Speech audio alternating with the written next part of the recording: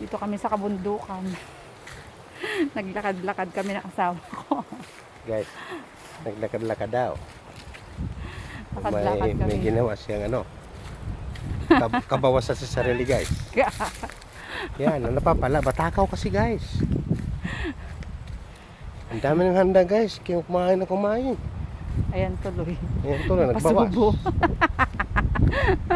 Napasubo. Ayan. Katakawan ng asawa ko, guys, na maganda.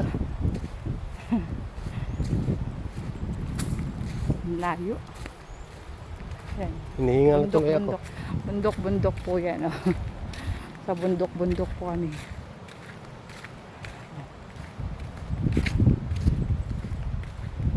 Ayan, guys. Kabundukan. Dito sa kabundukan. Nandito kami sa dulo ng Pilipinas, Pacific Ocean. Dulo daw ng Pilipinas, Pacific Oo. Ocean daw. China na yung dulo, matatanong pag maganda panahon.